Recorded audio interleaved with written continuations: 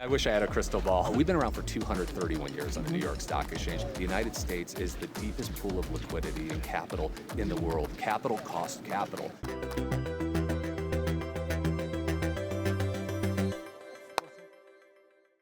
Welcome to The Big Question, the series from Euronews where we speak to some of the most influential people in the world of business. Well, we're here in Davos at the World Economic Forum and joined by the New York Stock Exchange Vice Chair, John Tuttle.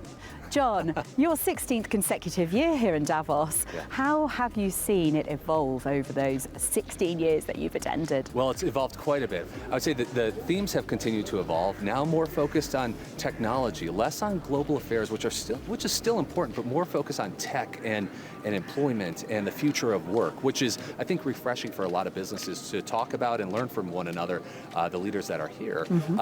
But also, I will say one thing that hasn't changed is that oftentimes this place can be a contraindicator for what's actually going to happen in the world. So too many years that I've been here, I've heard the mood be poor and depressing, and the markets will perform well. I hear there are years where there's euphoria around the markets and they don't perform as well. So that's a trend that I suspect will continue to some degree. That's really interesting you say that, John, and of course this Davos is taking place against a backdrop of crisis, the economic global slowdown as well, and the conflict in the Middle East, the disruptions in the Red Sea as well, and among many other things, the development of AI. What's the sentiment among business leaders and economists here that you've spoken to and the panels you've been in on? The sentiment is a little different than past years, and I say it's muted in the sense that people aren't advocating in one camp or the other. They're here to learn, and you have a lot of experts here, everybody from Microsoft and Sam Altman to a lot of companies and academics that are here. So this has really become a forum this year where I feel like people have their mouths closed and their ears open a bit more. Okay, interesting. And talking about that, has anyone been talking about the Bitcoin ETFs and the decision by the US regulators to give 11 Bitcoin ETFs the green light? Because it was a contentious matter, wasn't it? Yeah. But it was a major win for Wall Street. What's your view on that, John? Right. It's come up quite a bit here as well. And frankly, this is a project we've been working on for the better part of a decade with some of our partners and obviously working closely with the regulators. And our view is that, look, the more products we can make available to the marketplace that provide the protections and liquidity of the public markets, that's a good thing and will allow investors to decide whether they want to be part of that or not. But we're proud to have played our part in bringing more access to more opportunity for more people in the markets, and this is a big win for obviously those in the Bitcoin community as well.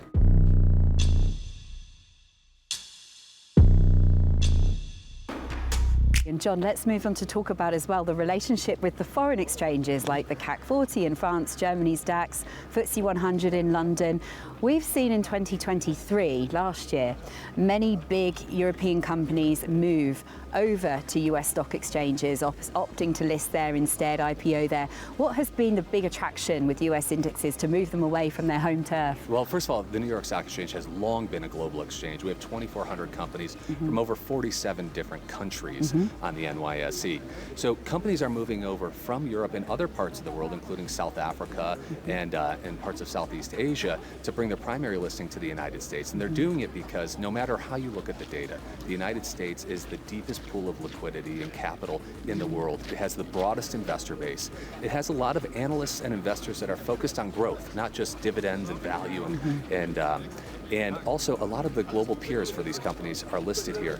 And by moving to the United States, have a primary listing in the United States or even domiciled in the United States, these companies are eligible to be included in many indices as well that they would not be if they were continued to be based outside or listed outside the United States. That brings them more capital, a more stable shareholder base, and ultimately can help increase their valuation as well. So we've seen a lot of momentum, particularly over the past 2 years, and it continues to accelerate into 2024.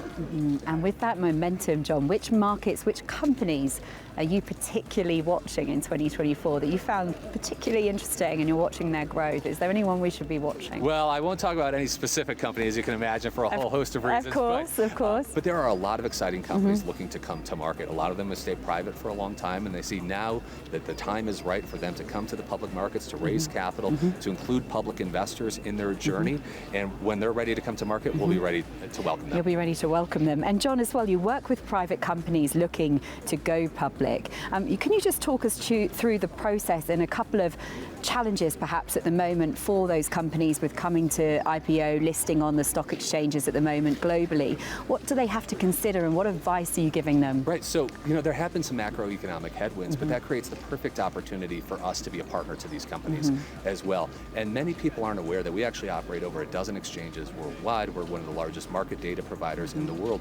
And so we've become these companies' first call, not only as they think about the public markets, as they think about debt, as they think about managing market risk as well, and just preparing themselves to be better companies. So sharing insights on everything from ESG and governance to how they should be thinking about structuring their business as they become a public company, we've really become an even more important partner to them in the process as they prepare to go public.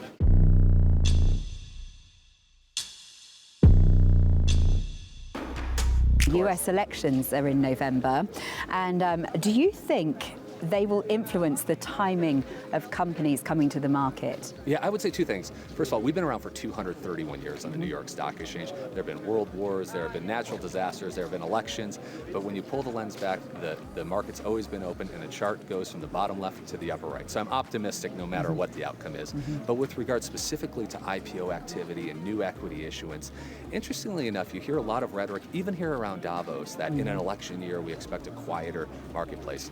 I don't buy into that. I actually think those IPO windows may narrow a bit, but I think, high quality companies can come to market when they're ready, and we have a lot of high quality companies lined up to come in 2024. Okay, brilliant. I've just got one more question for you, John. Obviously, we're economists, investors, stockbrokers, we're all following very closely the monetary policy path of the Federal Reserve and what interest rates are going to do and the impact of inflation and commodity markets, etc.